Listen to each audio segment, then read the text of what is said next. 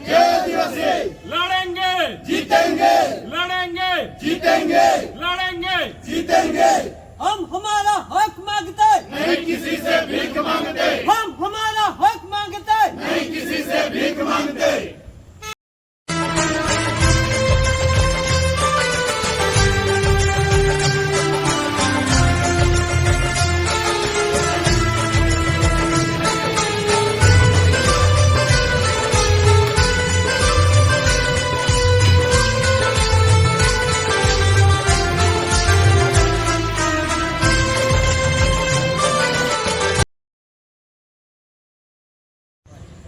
જય આદિવાસી જય ભારત।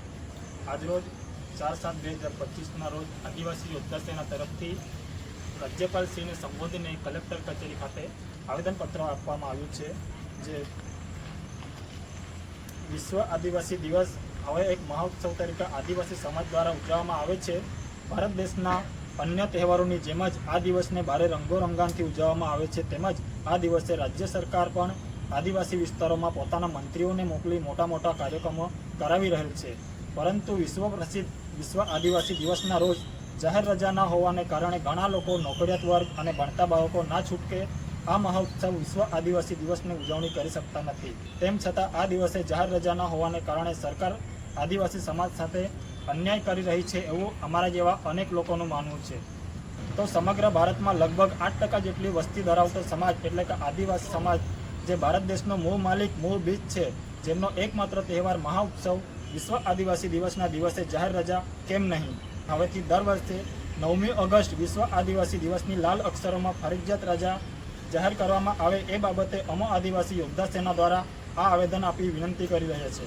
પરંતુ આઝાદીની લડત શરૂઆતથી જ આદિવાસીઓ લડતા આવ્યા હતા, જેમાં ઘણા આદિવાસી જનનાયકોએ શહીદી વહોરી હતી, જેમાં બિરસા મુંડા, ટંટ્યા મામા ભીલ, રાણી દુર્ગાવતી, તિલકા માઝી, રાણા પૂંજા ભીલ, જલકારી દેવી, સિદ્ધુ કાનુ, ચાંદ ભૈરવ, મહાવીર વેગડા ભીલ જેવા અનેક આદિવાસી જનનાયકો શૂરવીરોનો સમાવેશ થાય છે। પરંતુ આજ દિન સુધી આદિવાસી જનનાયકો શહીદોનો ઇતિહાસ દબાવી રાખવામાં આવ્યો છે, જેથી સરકારી, અર્ધ સરકારી તેમજ ખાનગી શૈક્ષણિક સંસ્થાનો, સ્કૂલો અને કોલેજોમાં આદિવાસી સમાજના વીરોનો ઇતિહાસ પાઠ્યક્રમમાં સમાવેશ કરવામાં આવે, જેથી આદિવાસી સમાજ પોતાના પુરખાઓની શૂરવીરતા, બલિદાન અને ઇતિહાસને જાણી શકે।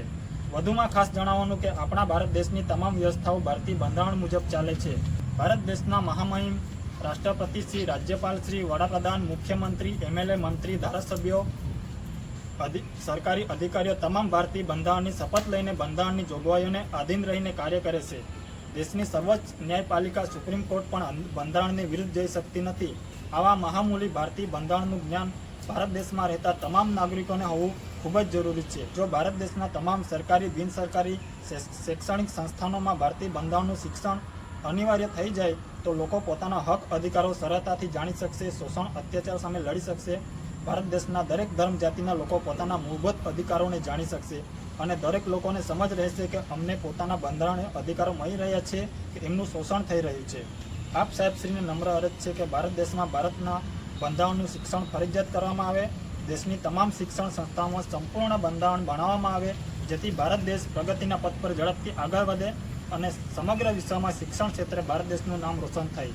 સાથે સાથે શૈક્ષણિક ક્ષેત્રે આદિવાસી સમાજનો ઇતિહાસ ઉજાગર કરવા અને આ દિશામાં યોગ્ય કાર્યવાહી કરવા વિનંતી કરીએ છીએ। જય આદિવાસી, જય ભારત। जय आदिवासी, जय आदिवासी, जय आदिवासी, जय आदिवासी। जय